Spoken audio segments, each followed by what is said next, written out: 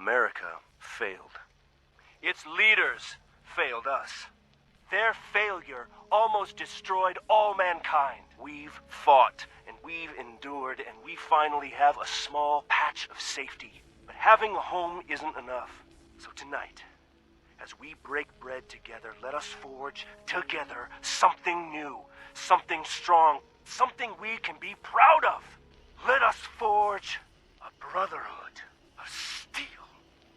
Hello ladies and gentlemen, my name is Kieran and welcome back to yet another Fallout 76 update video. So over a month ago, Bethesda released a roadmap of Year 2 Fallout 76, and I'll be completely honest with you all, I could not give less than a fuck.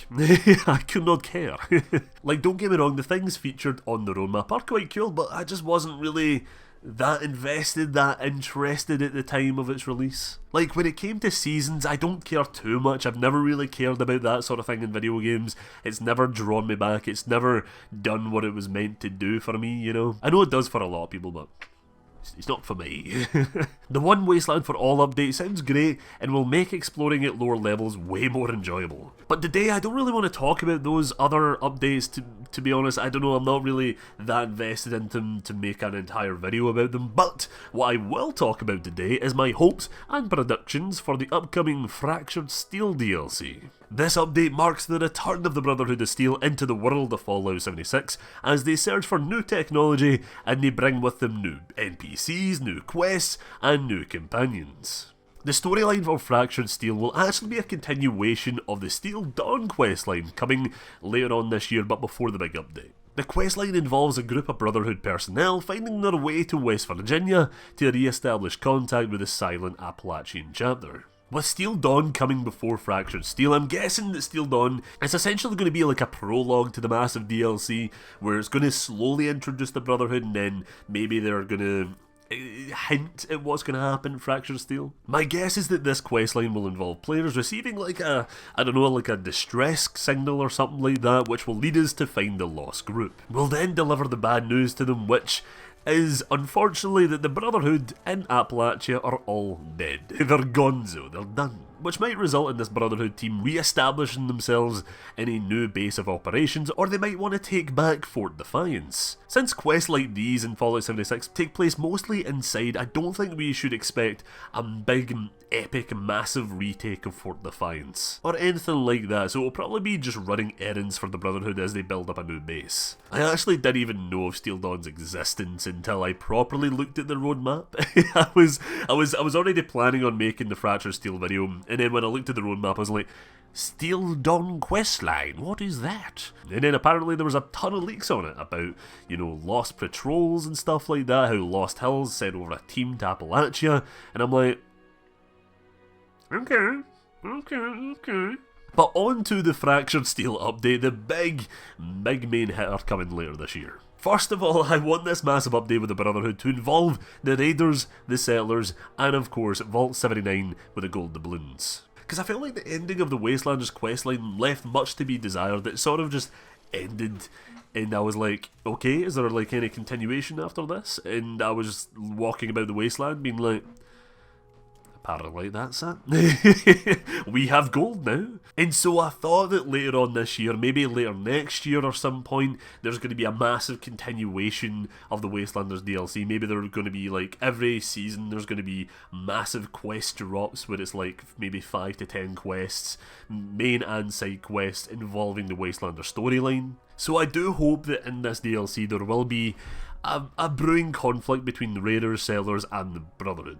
Especially when the Brotherhood are in search of technology, they're going to look at Vault 79 and be like, ooh, I sniff and I smell technology coming from that direction. Oh, they have gold as well? Oh, sorry, but that is mine now. Especially when the Brotherhood have power armor, they have Gatling lasers, they have tech already with them.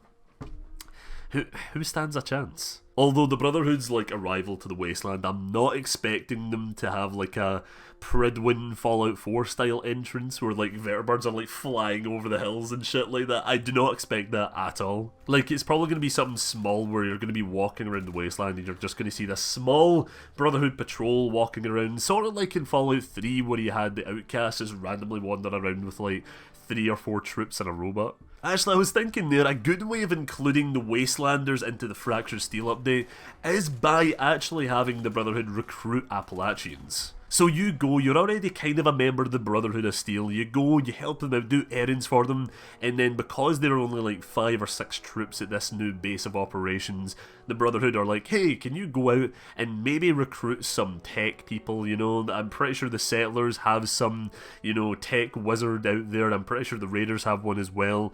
So in that sort of situation, you go to the Raiders and you're like, hey, you want to team up with the Brotherhood? Or you go to the Raiders and be like, hey, you there, don't tell the rest of the Raiders, but there's a new faction in the midst, and I think you should join them. And it's the same with the Settlers as well, so if you take members from the Raiders and you take members from the Settlers, that decreases your reputation, so it all like flows into each other, and it'd be great if they did that. Or maybe you can have them be like, oh, the Brotherhood, they want this satellite now, and it's probably best if you move out.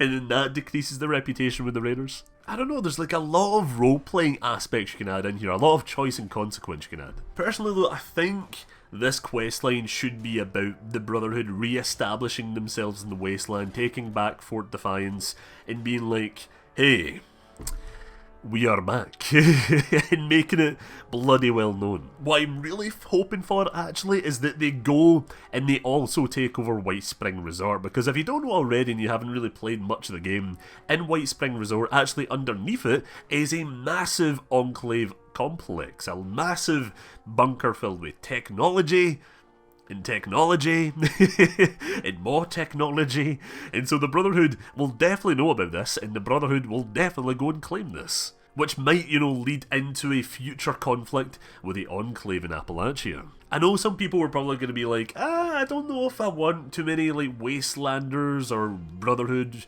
presence at the White Spring Resort, because the White Spring Resort is quite...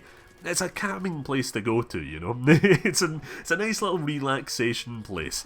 And so going there and having Brotherhood soldiers cut about with Gatling lasers is going to be a little bit intimidating. But I don't know, it just sort of makes sense in my head because 1, again, the bunker. 2, the place is filled to the brim with robots. And 3, there's just supplies galore throughout this entire resort, so it just makes sense, you know. One thing I really hope the Fractured Steel update brings to the game is new locations. The update is said to be adding something called Expeditions, which are new repeatable missions. With a name like Expeditions though, I really hope it does bring us to brand new areas or establishments. Even if it's like small, excluded areas, it doesn't necessarily have to be a gigantic DLC-sized map. A good example of what I'm thinking here is the expeditions for Far Cry New Dawn, where it takes a player to new but closed off locations where you have to complete certain objectives and quests before leaving. I think this will add way more excitement and interest to the game because people have explored way too much of Appalachia already. I know the map like it's the back of my bloody hand. So like walking around, it's just don't get me wrong, it is interesting when you have an update like Wastelanders where they come and they redo current locations and they're like, oh wow, Foundation, this used to be I can't remember the exact name, but this used to be that location and now it's this, and it's really cool that happens. But personally, I do want to go and explore new and brand new areas that aren't necessarily inside Appalachia. Because let's be honest, we have been exploring this map for 2 years now, so I think even if it's like a small tiny area outside of the main map, it will make it interesting, it'll make it exciting. Other than that though, I don't really have too much else to say on the DLC. Like I said before, I do hope Fractured Steel slowly introduces the Enclave back into the mix. It doesn't really have to necessarily be to the extent of Fallout 3 where there's this massive Brotherhood Enclave war in the middle of Appalachia. It doesn't need to be like that at all. It could be like a brewing Cold War sort of thing, you know? But yeah, that's me for today, ladies and gentlemen. Thank you so much for watching the video, and what do you guys think about the Fractured Steel update? What's your hopes and dreams for it? Let me know down in the comments below. Special thanks to my lovely patrons, Cat G, Proxy1, TG Monster, Nigma Plays 115, and Elemental Moneybag for your continued support over my Patreon. Thank you guys so much, I do really appreciate it. But yeah, Fractured Steel, I'm excited for it. I am always excited for big story content coming to 76. I really enjoyed Wastelanders. Despite its ending, I still really enjoyed the update. I mean, I enjoyed what it brought to the game, and I'm looking forward to more of that style of content. So yeah, that's me for today, ladies and gentlemen. I hope you guys enjoyed the video, and I shall be seeing y'all later. Bye bye.